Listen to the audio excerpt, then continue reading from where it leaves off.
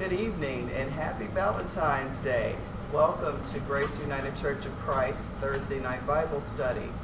And we're excited about the two or three that have gathered tonight. It's always a pleasure to study God's Word with no matter who comes. But we understand that tonight or today has been a very special day for many sweethearts. And so we send much love and blessings and big hugs to all of you all. We are ending our study of Joseph, the path to greatness, the life of Joseph. And if you have been, if you have just tuned in for the first time tonight, I want us to kind of share, maybe lift up some things about Joseph that have stuck with us, or things that are very, are memorable to us about his life, because we certainly want to take what we've learned and be able to refer to it, So does anybody want to just say anything that comes to your mind about Joseph? I admired how humble he is as a person. He's gone through so much, from his brothers trying to get rid of him and selling him to slavery, to his master's wife telling on him, saying that he did something that he didn't do. Him being in prison for a long period of time, and throughout every single situation that he's gone through, you never was able to see or read anything that said anything that he was upset or he struggled and he fighted. He reacted in a way, or expressed himself, towards people in a way that was harmful, hurtful, destructive, or anything like that. He kept humble, and he knew that God would get him through his situation, and just to trust God that much, and to be patient, and knowing that even if he didn't know, he trusted God that much and found comfort in him that much to not react to the situations that he faced. Go ahead now. Yeah, and as we begin this lesson, I just was overwhelmed and shocked at if you are a man or a woman of integrity, how far and how high it will take you just by doing the right thing at the right time. And we found that it's not always what it looks like, what we think it's going to be. Sometimes we get down and we think, oh God, again, as it came together, we saw the works that was being done. A cake started with what? Flour, sugar, eggs, and don't put all the ingredients in there. And that's one thing, it's not what you think it's going to be. We can talk about it all the time, and we can pray about it. Matter of fact, I was talking to this lady today, and I said, you know what, your story sounds like Joseph. Yeah. She was, her mother died at the age when she was 9 years old, and she talked about what happened, all the different things, and she stood out on the porch one day when she was 11, her brother had gotten hurt, and she said, God, what am I going to do? And as she put her story together, it was Joseph Paul. And we see, we would think that everybody in penitentiary or in jail, everybody says that they are innocent, but we find out that some are innocent, and just by them continuing to have faith, that some, if it's through DNA or someone recanting, that they are set free, based, and they were able to hold true to their innocence. Man, I hadn't even thought about that, but that's good. That was really right, because and thank God for the attorneys and such that have formed those organizations that really look into these cases, because it disproportionately affects people of color. And so, amen. So basically, Joseph is like almost amazing. Of course, we can feel a certain type of way or wonder how we're going to get through things. And I can't imagine that he didn't sometimes have any kind of doubt whatsoever. I'm sure at times he wondered, was he going to make it? You know, am I going to have enough strength to get through yet another betrayal? You know, here comes something else. I just got out of that, and here's another hammer dropped, you know. But God has always been faithful. And I know that for me personally, just the entire story is going to be inspirational. I'm going to talk to myself about Joseph, because he did ascend to greatness. Amen. So, he has revealed himself to his brothers. All right, and on that note, Andrea, would you pray for us, please? Dear Heavenly Father, thank you, Lord God, for your many blessings. Lord God, thank you for this story. Joseph, Lord God, thank you for allowing his words and his testimony, Lord God, speak in our lives today, Lord God. Lord God, thank you for each and every person around this table, those that are viewing, Lord God. Lord God, I just pray that you fill us, Lord God, with your praise. Lord God, that we receive something tonight, Lord God. Lord God, that's from you, Lord God. And we receive it, Lord God, with an open heart. Lord God, we thank you and we love you. In Jesus' holy name. Amen. Amen. So Joseph has sent his brothers through all kinds of things. And we talked a lot about why we thought he did the things he did. Why did he put the money back? Why did he put the silver cup back? And why did he detain, you know, one of the brothers? Why did he demand that Benjamin, you know, be brought there? And so now he's revealed himself, and it has just been an emotional situation for him. And so we're going to skip into 46. I think we ended there with Goshen. He sends them back to get Jacob, to bring them Jacob back, because there's going to be a few more years of famine. Mm-hmm. And he wants to make sure that they're fine. And so there's a song that Donald Lawrence has come out with entitled Goshen. And I thought, wow, that is really something. And I didn't connect the dots when I was preparing this lesson. But let's listen to a little bit of the song, if it'll act right. Doesn't seem to want to. If not, we'll pull it up later. During these stressful times, we send this message out to families all over the world. May God's Goshen be with you.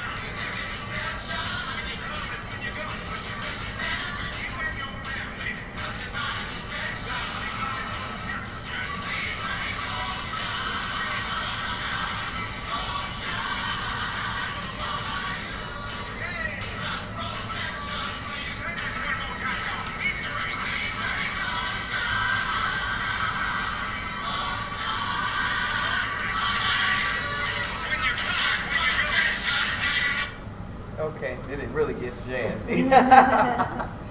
But he says basically we pray Goshen. And so it's a land of peace and a land of plentiful during this time of fighting, you know. So, but as I said, Donald Lawrence is always very biblical in whatever he does. So let's look at Genesis 46, beginning with the 28th verse. Genesis 46, 28. Would someone like to read that to the end of the chapter? Israel sent Judah ahead to Joseph to lead the way before him into Goshen. When they came to the land of Goshen, Joseph made ready his chariots and went up to meet his father Israel in Goshen. He presented himself to him, fell on his neck, and wept on his neck a good while. Israel said to Joseph, I can die now, having seen for myself that you are still alive. Joseph said to his brothers and to his father's household, I will go up and tell Pharaoh and will say to him, my brothers and my father's household, who were in the land of Canaan, have come to me.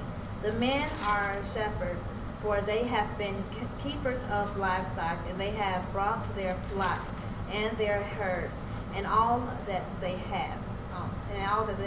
When Pharaoh calls you, you say, what is your occupation? You shall say, your servants have been keepers of livestock for our youth, even until now, both we and our ancestors, in order that you may settle in the land of Goshen, because all shepherds are abhorrent to the Egyptians.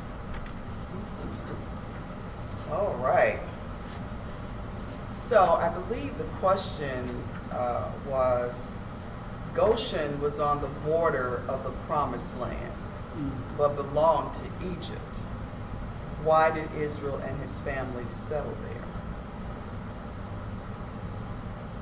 Why didn't he just bring them to Egypt, where he was? Why on the border of the promised land, Goshen?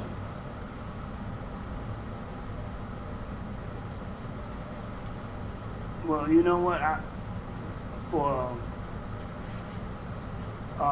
For one thing, you know what Joseph was, he had integrity, and what he did is he didn't just do things off the top of his head. That's the land.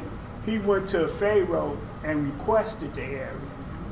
So when he requested the area, and Pharaoh say, okay, you can do this. So, but just like say, any other area, it might not have been peaceful. He might would have had the war or something for it. But Pharaoh allowed him to have the land. They wouldn't have allowed shepherds in Egypt, Okay. but he would be able to, they would be close enough. They were on the border. Okay. Okay, yeah, they were close enough. And so it would be peaceful for them, it would be okay. And we already talked last week about how the Egyptians thought they were like gods. Yeah. So they wouldn't have wanted to be around Israelites. So yeah, that's why. It was close enough so he could get to them, but they were not going to be able to be in Egypt, where he was, because of what it said in the last, they despised shepherds. Alrighty, any other comments about that? Well, as it got worse and worse, the famine, and the people had run out of money. And so he told them, well, I'll take your sheep and your cattle and all of that. And they still would not let them, you're saying they still would not allow them to be shepherds on, wow, they had everything. All of the, They detested shepherds, so he was intentional about, tell them this, and then he'll allow me to give you that particular piece of land. And that's important. That land must have been luscious, and would have been supple and ample for, the raising of their livestock and continuing their life. And that's that whole song with Goshen, that it's a place for plenteousness. So he's getting his dad settled, and now we're going to go into 47, but we're only going to read, because this is a very interesting 13 through 25. Chapter 47, 13 through 25. The famine was so severe that there was no food anywhere, and the people of Egypt and Canaan became weak with hunger. As they brought grain, Joseph collected all the money and took it to the palace. When all the money in Egypt and Canaan was spent, the Egyptians came to Joseph and said, "Give us food. Don't let us die. Do something. Our money is all gone." Joseph answered, "Bring your livestock. I will give you the food in exchange for it if your money is all gone." So they brought their livestock to Joseph, and he gave them food in exchange for their horses, sheep, goats, cattle, and donkeys.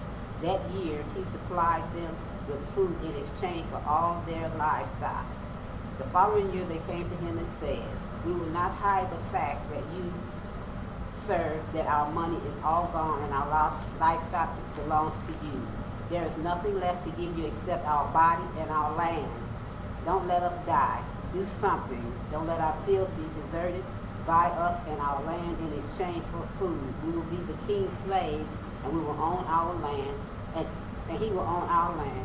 Give us grain to keep us alive and seed so that we can plant our fields." You said the 24? Fields, plant our fields. Okay, Joseph brought all the land in Egypt for the king. Every Egyptian was forced to sell his land because the famine was so severe, and all the land became the king's property. Joseph made slaves of the people from one end of Egypt to the other, and the only land he did not buy was the land that belonged to the priests. They did not have to sell their land because the king gave them an allowance to live on. Joseph said to the people, "You see, I have now brought you and your land for the king. There is seed for you to sow in your fields. At the time of harvest, you must give 1/5 to the king. You can use the rest for seed and for food for yourself and your families." Amen. So this is how Joseph centralized all the power for Egypt. He was shrewd. Very smart. He was very, very smart. Any comments about that? I wanted to get to the part where he meets Pharaoh. Created the first indentured servants. Yeah. And you know what? He didn't only preserve his family; he preserved the Egyptian nation because they were dying. They were going to die too. And he was able to do all this with integrity. Right. Absolutely. Hunger will make you give up your birthright. Won't it now? Yes, it will. So everything is falling in place. Oh my God! Talk about a happy ending. Now his family is back with him. That's something. Yeah. At 17 years of age, he is ripped away from everything that he knew. And now in his 30s or 30-ish, it has all come full circle. Nothing but Jesus. Well, let's go to 48 and let's read 48. Jacob blesses Joseph's sons. Anybody like to pick that up? From the Message Bible. Sometime after this conversation, Joseph was told, "Your father is ill." He took his 2 sons, Manasseh and Ephraim, and went to Jacob. When Jacob was told, "Your son Joseph has come," he roused him and sat up in the bed. Jacob said to Joseph, "The strong God appeared to me in Luz in the land of Canaan and blessed me. He said, 'I'm going to make you prosperous and numerous, turn you into a congregation of tribes, and I'll turn this land over to your children coming after you as a permanent inheritance. I am adopting your 2 sons who were born to you here in Egypt before I joined you. They have equal status with Reuben and Simon. But any children born after them are yours. They will come after your brothers in matters of inheritance.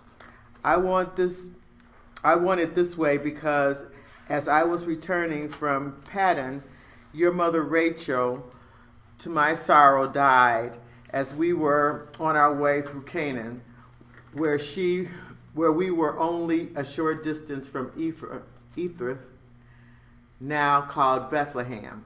Okay, I'll pick up from there. When Israel saw, and I'm reading from the New Revised Standard Version, when Israel saw Joseph's sons, he said, "Who are these?" Joseph said to his father, "They are my sons whom God has given me." "Here," he said, "bring them to me, please, that I may bless them." Now the eyes of Israel were dim with age, and he could not see well. So Joseph brought them near him, and he kissed them and embraced them. Israel said to Joseph, "I did not expect to see your face, and here God has let me see your children also." Then Joseph removed them from his father's knee, and he bowed himself with his face to the earth. Joseph took them both, Ephraim in his right hand towards Israel's left, and Manasseh in his left hand toward Israel's right, and brought them near him. But Israel stretched out his right hand and laid it on the head of Ephraim, who was the younger, and his left hand on the head of Manasseh, crossing his hands, for Manasseh was the firstborn.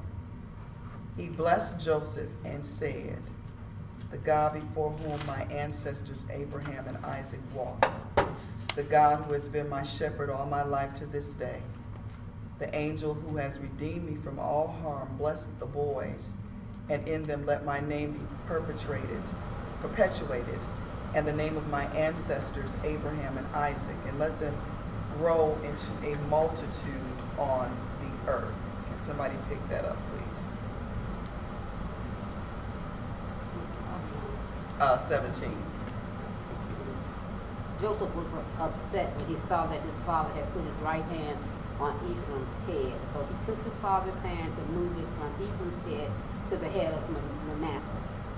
He said to his father, "Not that way, father. This is the older boy. Put your right hand on his head." His father refused, saying, "I know, son, I know. Manasseh's descendants will also become a great people, but his younger brother will be greater than he, and his descendants will become great nations." So he blessed them that day, saying, "The Israelites will use your names when they pronounce blessings. They will say, 'May God make you like Ephraim and Manasseh.'" And this way Jacob put Ephraim before Manasseh. Then Jacob said to Joseph, "As you see, I am about to die, but God will be with you and will take you back to the land of your ancestors. It is to you and not to your brother that I am giving Shechem, that fertile region that I took from the Amorites with my sword and my bow." So what did you think Joseph was thinking when Israel put his hand on the youngest instead of Manasseh? That he couldn't see, he made a mistake.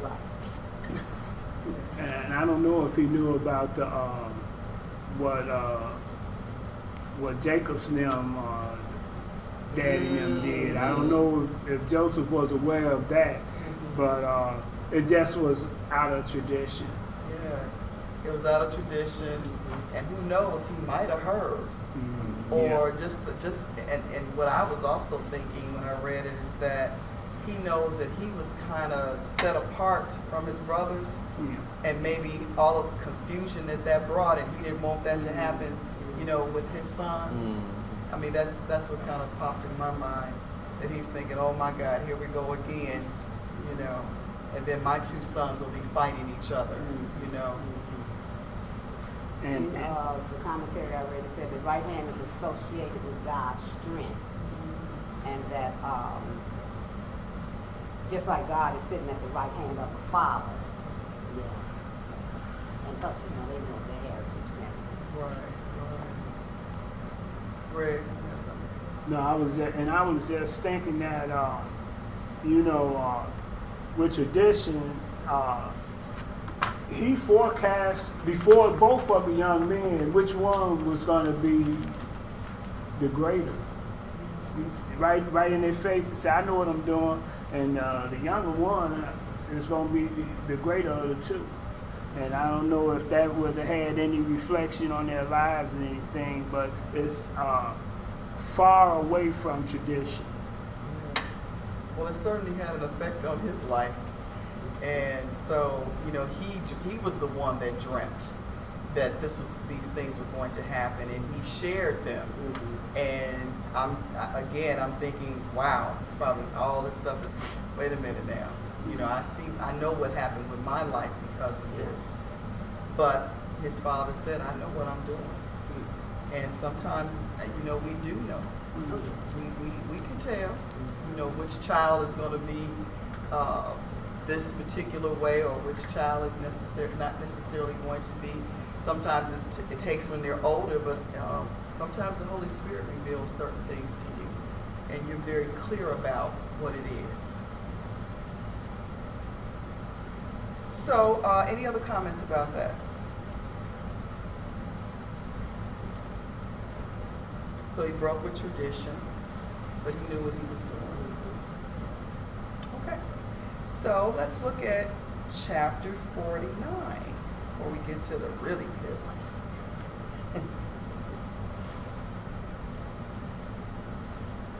I'm not going to read all of it, but if somebody would like to start reading it. And Jacob called upon his sons and said, "Gather yourselves together, that I may tell you that which shall befall you in the last days. Gather yourselves together, and hear, ye sons of Jacob, and hearken unto Israel your father. Reuben, thou art my firstborn, my might, and the beginning of my strength, the excellencies of dignity, and the excellency of power. Unstable as water, thou shalt not excel, because thou wentst up to thy father's bed, then defiled thou it. And he went upon, he went up to my couch. 5. Simeon and Levi are thy brethren. Instruments of cruelty are in their habitations. O my soul, come not thou into their secrets, unto their assembly. Mine honor, be not thou united. For in their anger they slew a man, and in their self-will they digged down a wall. Let me just stop you there. What is Jacob doing? Well, I think he's reciting to them things that they thought he didn't know, and plus, he understood each one of his sons' character. As we continue, he talks about their faults, their weaknesses, and their strengths. Why do you think he did that? I think he's setting the stage for who he's going to announce who's going to be carrying on his mind. It's one thing to announce to your sons that he's going to do some things out of tradition, but it's another thing to prepare them for the announcement. I think that's what he's doing. So he was also prophesying. And then, sometimes we as individuals, we don't know where our strength lies. Sometimes we think that we get our strengths and our weaknesses confused. And he pointed some things out to them. That's really yeah. good. Yeah. Because that falls right in line with some things we've been talking about the last month or so. Yeah. And that is that your perception is shaped by your own personal experiences. And so you may see, you may think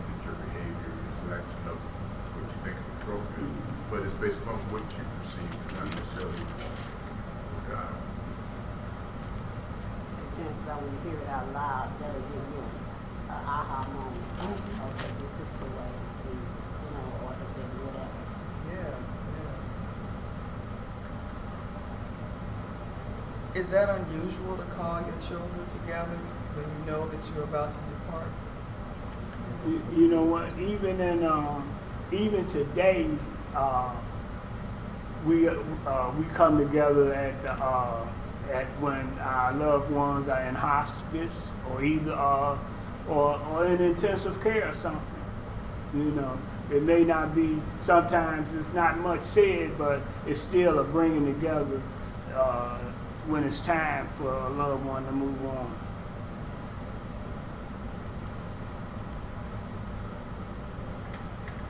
So let's move down to verse 29 in chapter 49. Jacob's death and burial.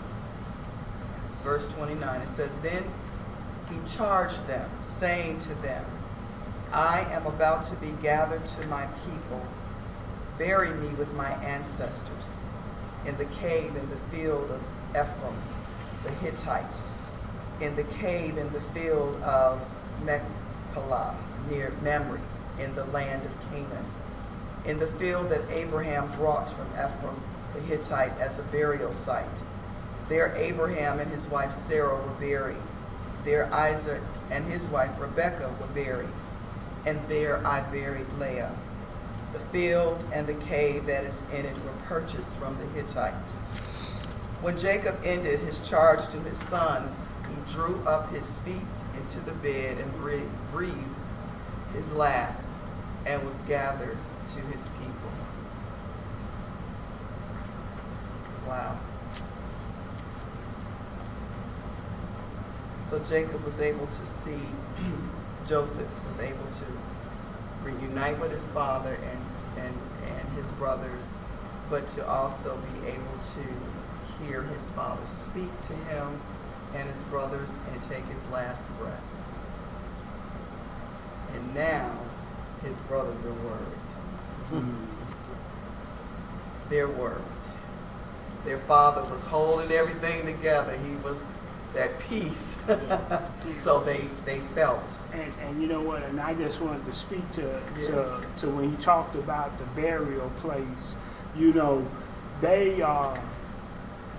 They had a prepared place for them when they leave, and if we follow Jesus Christ, we have we can be a prepared people for a prepared place for us. Amen. See, so that's the one resemblance. When I read that, I was like saying, they had a prepared place. So do we.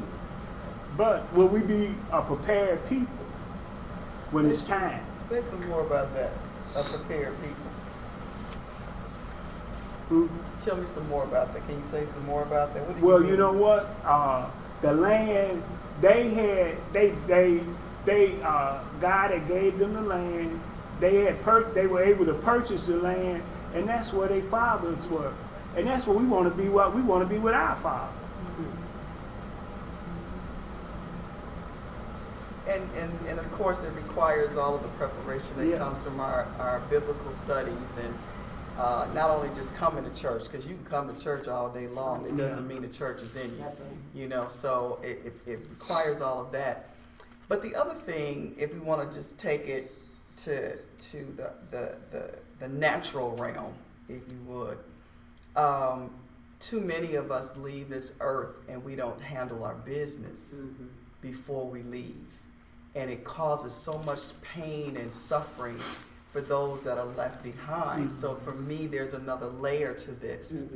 He gathered his children to his bed and talked to them about things that he wanted to share with them, maybe things he had never said before.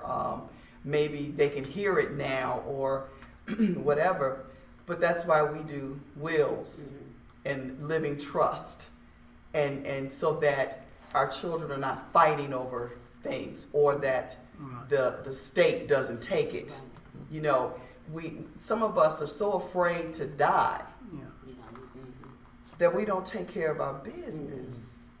And as soon as we're born, we're gonna die. that's it. We're dying at the point that we're born. And yeah, nobody really wants to talk about that. You know, I mean, I remember a time when my mom would talk about that when I was younger, and I would be like, yeah, okay. Anyway, you know, but of course, as you get older, you begin to, and you've gone to services, or you've journeyed with people whose family might not have left things in order. You see that even though it's not something you necessarily want to talk about, Gotta pay attention. you gotta pay attention. And you gotta think about your loved ones that you're leaving behind. Because you'll be in a better place for sure, you know. But they are not. And the pain and suffering of losing your loved ones is enough than to have to deal with how am I gonna bury them, you know. What about this and what about that? And so that's again, that's what lifted up in my spirit, the need for us to take care of our business. Well, you know what? Actually, we talk about it all the time. I have even written my obituary, and my kids talk about it. You know, I've changed it a little bit. Yeah. I might hear obituary better than I like. Yeah. I've even told them where the undertaker to take me to, and if that one is not available, take me here. If I down on Monday, I want to be in that ground and I've written it all out. I've got a 6-part file folder where the bank information is, you know, just because you do have to be ready. If we say we going to heaven with God, you know, why not be ready? Amen. And so it is, and people will, that's another thing me and the young lady talked about today. She said, I'm gonna get my stuff together. I said, well, quit playing and get it together. Yes. It's important. We plan a trip. So we plan to go to the show, all kind of things, and we'll make assumptions about it. The vacation, you know, like I'm gonna be here next year, go wherever it is I'm paying on. You know, I remember in my 30s going to the funeral of one of the teachers at my school when she was young, had young children. She was probably just a little bit older than me, but she died from cancer. And a couple of things happened to me with that service. I had never gone to a homegoing before. Every funeral I had ever gone to was very solemn and sad, and everybody's crying, right? I had never gone to a service where people were rejoicing. I was just in awe. I was sitting there, I'm looking around, and I said, this is how I want to go out. I want a party, a Holy Ghost party. So that was one thing, and I wrote that down, you know. And then I began to create an obituary because I looked at her obituary. I don't know if she ever wrote that or whatever, but it was beautiful. It was a beautiful tribute that her children would be able to read forever, you know, as long as they're here. And so I too wrote my own obituary. I've changed some things, like at one time I wanted what a friend we have in Jesus. You know? I know what you're saying. You know, so then I go back, I hear another song. No, I want to hear that. I want that song sung, you know. I think I even told Shanice I want her to sing, you know. I mean, so, you know, I'm like, and I'll go back, and then I started writing my children letters because I thought that was the third thing that happened up from that. Because I said, wow, she didn't think she was going to leave her babies. None of us know.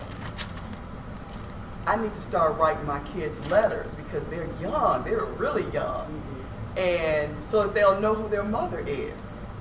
And I did that for years and years, and then I kind of slacked off a little bit, and then I go back and, you know, add something to it. So that was 3 things that came from that for me that I want everybody to celebrate. You know, y'all do some shouting, some dance, everything I would do in worship. I want to worship. You know, so, but I also want my kids to be able to go and get my information and say, okay, this is what mom wants, Right. you know, and do that. Yeah. There's also a deeper parallel to Jesus prepared the disciples. Yes, he did. You Yes, know, he prepared them. he did. Yes. And he took them along, and along the way, just like Jacob was talking to his sons, Jesus talked to his disciples. You know, so the parallels are unmistakable. It is. Again, thank you. Absolutely. And you know, it was a young lady at our church, and she passed away. I really fell in love with this woman because she showed up at my grandchildren's funeral. And I didn't even know her, but she's a missionary of the church, you know. And they talked about everything that this woman did, and it really made me want to go out there and do these things that, you know, and it's just from what I read in her obituary. I wanted to be present. I wanted to help somebody. I wanted to do these things. And it was quite inspiring. Testament of somebody's life. Whew. Okay. All right. So, any other comments before we finish up with chapter 50? That's like for me, that's like the most exciting part of this this whole saga of Joseph. Okay. Anybody want to pick up, start reading? Got quite a bit. Joseph threw himself on his father, crying and kissing his face. Then Joseph gave orders to embalm his father's body. It took 40 days, the normal time for embalming. The Egyptians mourned for him 70 days. When the time of mourning was over, Joseph said to the king's officials, "Please take this message to the king. When my father was about to die, he made me promise him that I would bury him in the tomb which he had prepared in the land of Canaan. So please let me go and bury my father, and I will come back." The king answered, "Go and bury your father as you promised you would." So Joseph went to bury his father. All the king's officials, the senior men of his court, and all the leading men of Egypt went with Joseph. His family, his brothers, and the rest of his family, his father's family, all went with him. Only their small children and their sheep, goats, and cattle stayed in the region of Goshen. Men in chariots and men on horseback also went with him. It was a huge group. When they came to the threshing place at Atad, east from the Jordan, they mourned loudly for a long time, and Joseph performed mourning ceremonies for 7 days. When the citizens of Canaan saw those people mourning at Atad, they said, "What a solemn ceremony of a mourning of the Egyptians are holding." That is why the place was named Abel Mizraim. So Joseph's son did as he had commanded them. They carried his body to Canaan and buried it in the cave of Machpelah, east of Mamre, in the field which Abraham had brought from Ephraim the Hittite for a burial ground. After Joseph had buried his father, he returned to Egypt with his brothers and all who had gone with him before the funeral. That was a very elaborate funeral. Typically, they don't do embalming. So I guess he was doing because of his Egyptian roots, Yeah. you know. And then plus, you know what? Then plus the distance, they had to go back. Exactly. Yeah, and then like Joseph was submissive, even with the power that he possessed. He never went over the king's head. It talks about throughout the lesson when it was time to do something, he always consulted the king. Said, "This is what I'm gonna do, or can I do this?" And that's what when we are granted authority, we don't do that. We say, "Well, already got the authority. I just gonna do it. Ain't no need to run it past nobody." Say that now. Yeah, I am, watching a lot of the new Congress people that are coming in, especially the young ladies. And I am inspired, of course, by, first of all, the fact that they won, that they were, confident enough to even embark on that. But one of the things that I'm learning is about millennials. They sometimes negate wisdom. Yeah. And as I listen to some of the things that they say and do, my prayer And I think one day I'm just going to pick up my phone and I'm going to reach out to them. I'm saying, I know you don't know me. They need to sometimes consult people before they say or, tweet some of the things that they say. But anyway, so he goes back and takes his father, embalms him. The people in Egypt are so sad by all of this that's going on. And we missed a part where Pharaoh actually sits down with his father and talks to Jacob. He wants the Pharaoh to get to know his father, and that might also, and his father, and the conversation was really great. I thought I had written it down, but anyway, trying to make sure that we covered everything. But they did have a conversation. He did meet his father. And so I'm sure that might have had something to do with it too. Sometimes you can meet a person and you only have to have 1 or 2 meetings with them and they have a profound effect on you. And when you hear about something bad happening to them or something happening, you're touched, deeply by that. So this was very elaborate, very different from what they would normally do. So now, Joseph forgives his brothers. Jim drops his head. Okay, so somebody want to pick that up, please? Realizing that their father was dead, Joseph's brothers said, "What if Joseph still bears grudge against us and pays us back for all the wrong that we did to him?" So they approached Joseph, saying, "Your father gave these instructions before he died. Say to Joseph, I beg you, forgive the crime of your brothers and the wrong they did in harming you. Now therefore, please forgive the servants of the God of your father." Joseph wept when they spoke to him. Then his brothers also wept, fell down before him, and said, "We are here as your slaves." But Joseph said to them, "Do not be afraid. Am I in the place of God? Even though you intended to do harm to me, God intended it for good, in order to preserve a numerous people as he is doing today. So have no fear. I myself will provide for you excuse me, and your little ones." In this way, he reassured them, speaking kindly to them. Yeah, so that's the fable. What you meant for bad, God meant for good. We've talked a little bit about unforgiveness, but how does harboring an unforgiving spirit affect us? Holding on to We can get unforgiveness. depressed, because that's a heavy burden. Because the people you may be upset with, they're going about their own business. They're not even thinking about you. Don't even some of them may not even realize it hurt you that bad. Yeah, and the brothers, they everything was good while their father was alive, but ever since from the time they found out that their brother was alive, it appears that they had the guilt, shame, and remorse that comes with being an evil person. Sometimes Joseph had forgiven them, but at the end, they still had not forgiven themselves. Yes.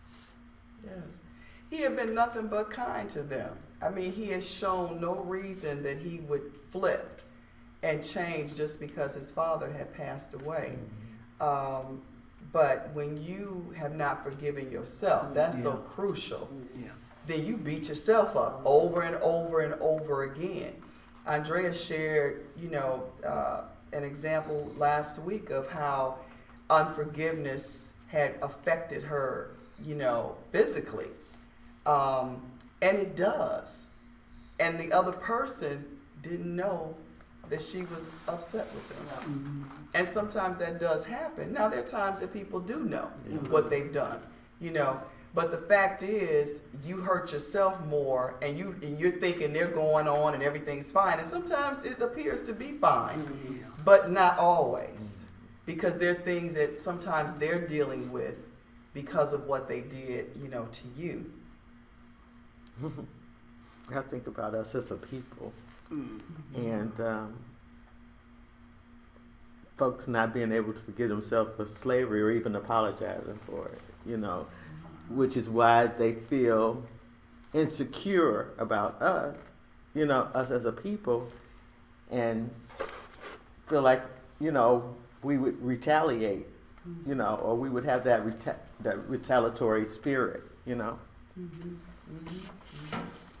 And you know, even from the very first lesson that we started, in the title of the lesson, The Road to Greatness, and I thought about it and I thought about it, and I was saying that as a people, you know what, we don't recognize greatness in its proper perspective. What makes one great? Sometimes we wanna set people apart. They, you know, just like say you can be a single mother and raise 5 children to the best of your ability, and you are just as great as the woman that has $1 million and this, that, and the other. You know, we confuse success with greatness, and that's what happens. Is Joseph was not great because of the wealth that he accumulated. He was great because he was humble, a man of integrity. Those were the things that made him great and set him apart from all the rest of his brothers and everybody else. And when you can be humble and have integrity, then God can use you. And when God still could use you, but you still got to come to the place that when you become humble and have integrity for God to elevate you. Go ahead, preacher. And Amen. it's just like, it's some things we did in our youth, and now we got more sense than to do it. And you just don't want anybody to hold it over your head. You know this thing with this guy that had black face. Well, you know what? He was 25 years old, and that was the culture back then. It's something, you know, the skeletons in my closet, I got the door locked. You know what I'm saying? So we have to learn how to get past that, and let's move on to something bigger, better, and brighter. It's almost, we can't get the number one person that does all that stuff, so we kind of lash out at everybody else. Exactly. Because that's the person I think most people want to be held accountable for those kinds of situations. So anything everybody else does, I'm back and forth about that. And like you said, you know, there are things that I'm gonna take to the grave, you know, and so I think with that particular situation, even when he was interviewed on Channel 2 with Gayle King, okay, he talked about how they were celebrating the 400th year anniversary of the first indentured servants. Yes, and she said also known as slavery. So that goes kind of back to what you're saying. It's difficult for certain people to just say what it was, Exactly. you know, and the sugar coating of it doesn't make it better. I think the longer I live, the more I truly understand the effects of those 400 years. And I think in their mind, how come you just can't get over that? You can't get over something that keeps happening over and over and over again. I was looking at you ever watch Find Your Roots with Yes. I love that. And I was watching Paul Ryan, Mario Rubin or whatever his name is. and the young lady from Hawaii that's running for president, they were on this last episode. And I'm listening to their jubilation about their ancestors who have come from this place and that place, and how they struggled and how they sold everything that they had in order to get from here to there. And I think they're missing the point. First of all, we didn't voluntarily come here, okay? And even when we were free, nobody gave us anything. You know, and I saw something that Dr. King said, when you ask the Negro to pull himself up by his bootstraps, you got to give him some boots first, you know. So I think there's a lot of conversations that need to happen, and this might be the season that those occur, because there are a lot of people that are beginning to say, there must be something to this whole racism thing that we're missing. And so, but yeah, but the whole unforgiving part of it, we all have to work on that. But just like you said, the bootstrap thing, I shared an office with this young lady. We was tight, and we could talk about it and everything. And she said the bootstrap. Then that's what I told her. I said, honey, they don't have any boots to pull themselves up on. And you know, once we started talking, she was very open to hearing what I said. And you know, because people don't know what be coming out of their mouth sometimes. Right. And she said, you know what, I never thought about that. And you know what, as just like, you know, Joseph, you know, God gave him a gift. And what happened is God gives each one of us a gift, and our gifts is for the world. It's not for just the people that you see at church on Sunday, or us that come to Bible study. Your gift is for everybody. If God provides you with a kind heart, you know what? You got to show that kindness to some other people. You know, if you're a singer, you know what? Some other folks gotta enjoy your voice other than on Sunday. So we have to share our gifts with the world. And just like Joseph did not just save his family, he saved a couple of nations. Yes, he did. So we're going to have to wrap it up. And this is the last night that we're going to study Joseph. We're going to be off for a couple of weeks. And then the following Wednesday, we'll have Ash Wednesday service after food pantry. So we're going to start at 6 o'clock. And that's March 6th, Ash Wednesday service. And there'll be deposing of ashes. And we're going to try to do something a little different for those that will be able to come out. I do hope that we'll be able to see you. And then the following Thursday, we'll start back with another session of Bible study. So, Joseph, the path to greatness. Amen. When we can stand in a situation where somebody's expecting us to do something to them that they probably deserve, and say what you meant for bad, God meant for good, then we know that we have truly crossed some hurdles. And so that is my prayer.